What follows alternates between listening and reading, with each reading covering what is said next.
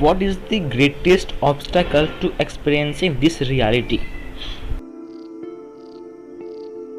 Identification with your mind, which causes thoughts to become compulsive.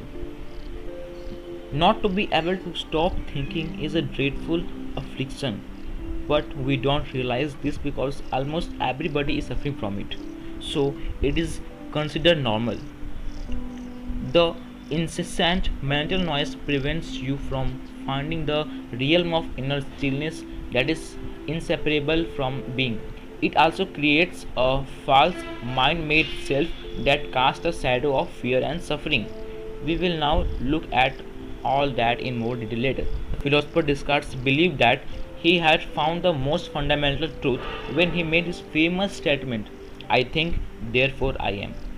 He had, in fact, given expression to the most basic error, to equate thinking with being and identity with thinking.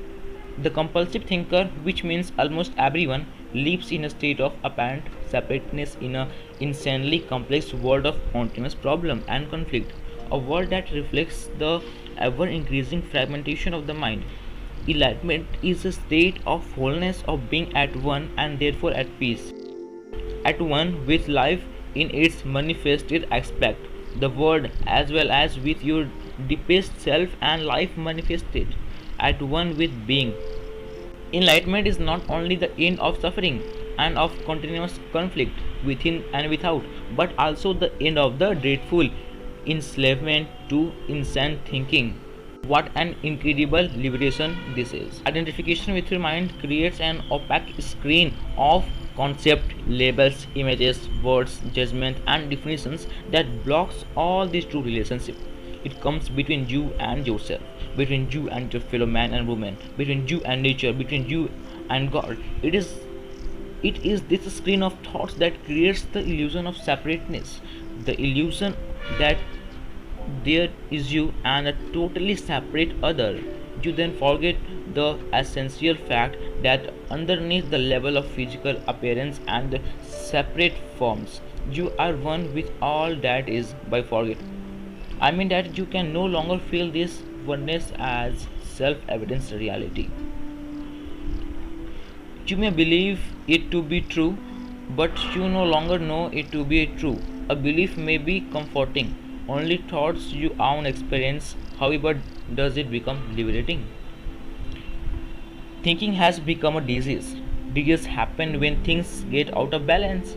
For example, there is nothing wrong with cell dividing and multiplying in the body, but when this process continues in disregard of the total organism, cell proliferate and we have disease. The mind is a superb instrument. If we use rightly, used wrongly, however, it becomes destructive. To put it more accurately, it is not so much that you use your mind wrongly. You usually don't use it at all. It uses you. This is the disease. You believe that you are your mind. This is the delusion.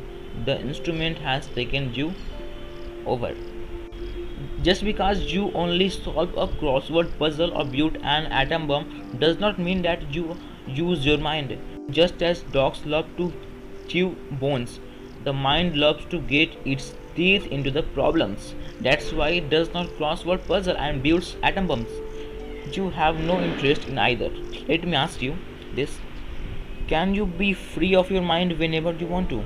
Have you found the off button?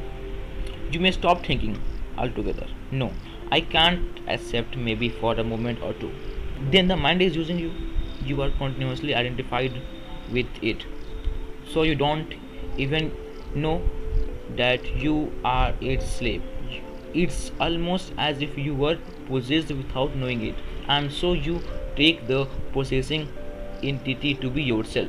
The beginning of the freedom is the realization that you are not the processing entity, the thinker. Knowing this enables you to observe the entity. The moment you start watching the thinker, a higher level of consciousness become activated. You then being to realize that there is a vast realm of intelligence beyond thought.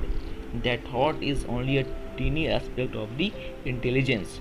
You also realize that all the things that truly matter, beauty, love, creativity, joy, inner peace, arise from beyond the mind. You being to awaken.